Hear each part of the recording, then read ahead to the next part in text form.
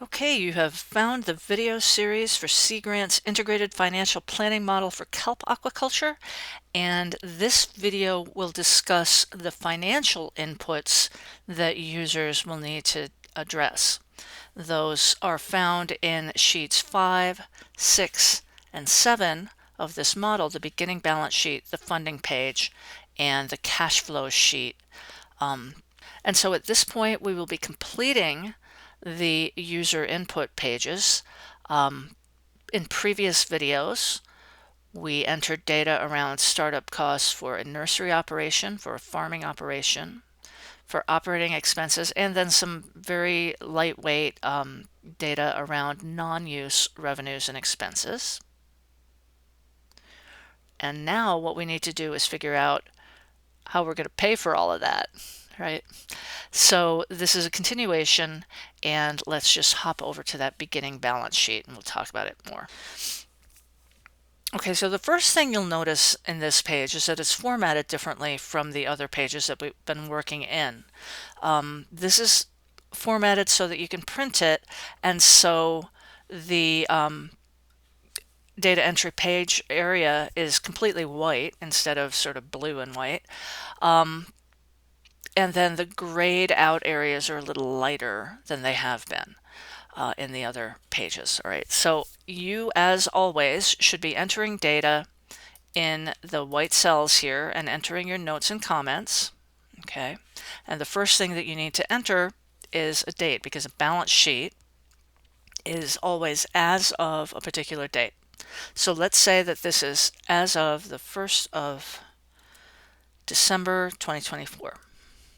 Okay, the error message goes away when you enter that, and now we're ready to proceed.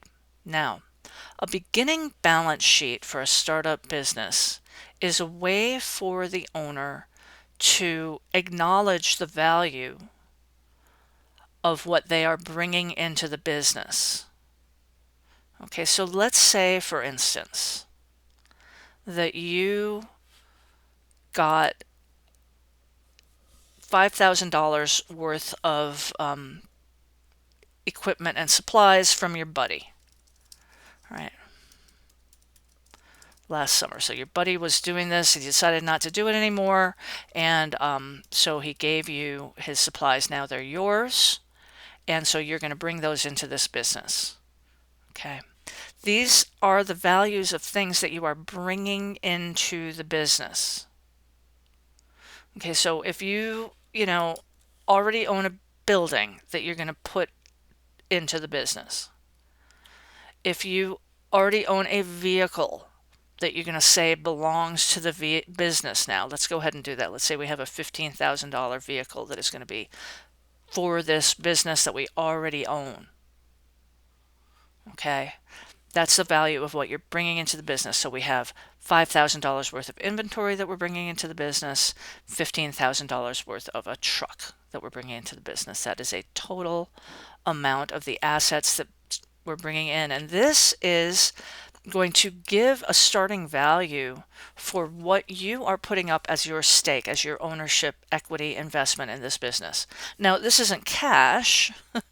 It's not gonna help you pay for anything, but it shows bankers, it shows you've got some skin in the game. And so this is just where we acknowledge the value of the assets that you bring in as part of your owner's equity. Okay, so that's a beginning balance sheet. Now, the next important page that you need to do, and you need to do these in sequence, right? Even if this is 0, you got to at least look at this and say, okay, I'm not bringing anything in the business. All right. After you look at your beginning balance sheet, you come over to the funding page. And this is where everything flows in, all the decisions that we made earlier. So this one now looks a little bit more like our normal pages. We've got our business model at the top to remind us of what it is we think we're doing. And then again, this area down here is formatted as if, assuming that you're going to be printing it. But look, all these cells down here are grayed out because they are rolling up from the rest of the model. right? So these all reflect what we decided earlier, right? And so this, at some point in our startup costs, we decided we were going to get a $5,000 building. At some point in our startup costs for the nursery, we decided we were going to spend $2,500 fixing up an existing structure to be able to accommodate this. All right, so these are all the decisions that we made earlier. And you can tell that because they are grayed out, the cells are grayed out, and if you try to enter something, you can't. Okay, there is a line that allows you to enter something that's not included here, but there's a little comment there that says it's really not a good idea to do that, because you need to put your startup costs into the startup cost pages. Okay, but we do have that option. All right. Now, down here, right, so this is what's called a sources and uses of funds page, and your uses of funds would be fixed assets, and then the other uses of funds that you might have is what's called operating capital, which is just a technical sort of accounting differentiation between assets that are going to last a long time and sort of prepaid deposits or premium, insurance premiums, etc., cash expenses that would ordinarily be considered to be operating expenses in a technical sense for accounting purposes. Okay, but this is where you could enter any of these types of deposits, your insurance, anything like that, that for the nursery operation or the farming operation. Some of these flow through, some of these allow you to enter it directly here. Okay, so let's go ahead and just say we're going to have $1,500 in advertising expenses for the operation as a whole. It doesn't really matter if you, at this point, if you differentiate between the nursery and the farming operation. Okay. So this here cell here, this one that says $38,000, okay, that is everything. That adds up your total fixed assets for both the farm and the nursery, your total operating capital for both the farm and the nursery. So this is how much money you got to come up with. That's the big number. Now, in the discussion of the balance sheet, I said that value of the assets that you're bringing in was $20,000. But you will notice on this funding page that $20,000 doesn't show up over here. It's going to show up somewhere else, and we'll talk about that in a different video. It's going to show up in your projected balance sheets. But it doesn't help you come up with $38,000 worth of cash, right? So somewhere you got to come up with $38,000 worth of cash. And I've got down here this calculated value that kind of forces you to see how much more you need. And this needs to be here to make the model work for scenario analysis. So this cell right here tells you how much more you need to come up with.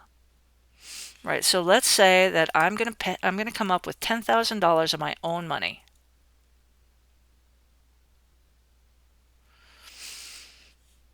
Okay, now I need find somewhere another 28,000.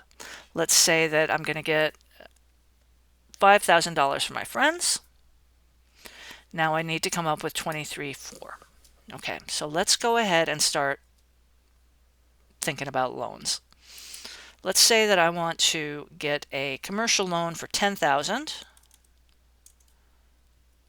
Right?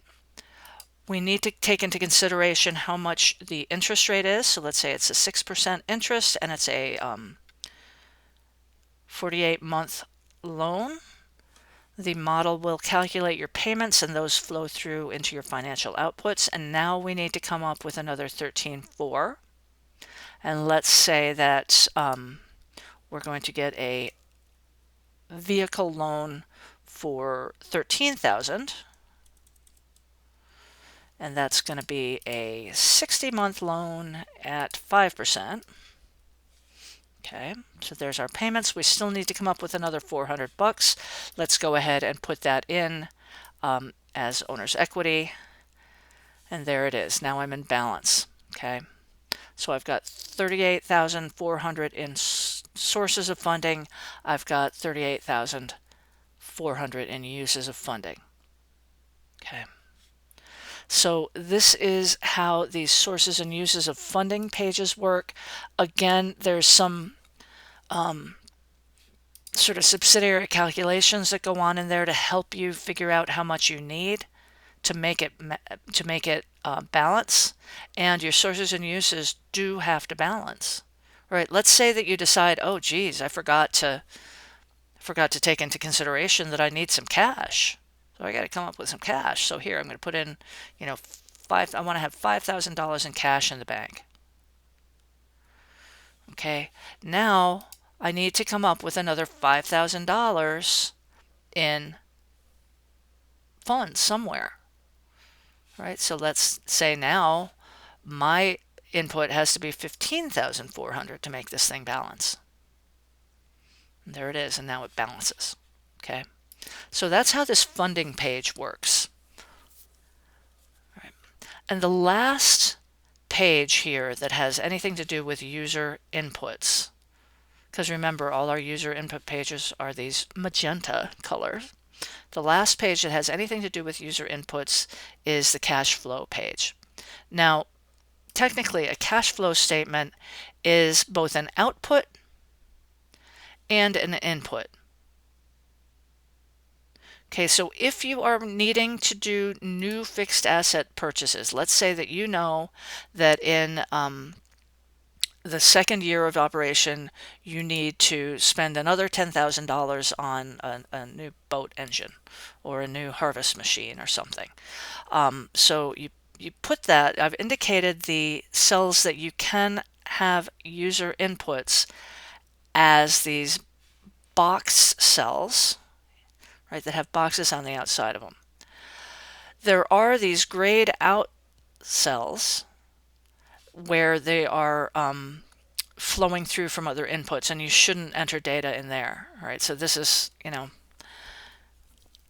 this is where trying to make a model that is as flexible as possible butts up against the reality of actual business planning, right? So, just for a quick and dirty business plan, just go ahead and put any additional fixed asset purchases here in the boxes where they are white and not grayed. Okay, so let's say that we are going to get a new harvest machine for $15,000, right? And so that then goes in there. Okay, so the areas that you can enter data on this sheet would be purchasing new fixed assets, purchasing additional inventory, and paying yourself. Right, so if you're going to draw any money out of this for yourself, it needs to go into the cash flow statement, technically, from an accounting perspective. Okay, so that's the end of the user input sheets. Okay, additional videos in this series will have to do with interpreting the outputs of all of these numbers that we've done in this video series, as well as developing what's called scenario analysis, where you can ask what happens if things don't go according to plan.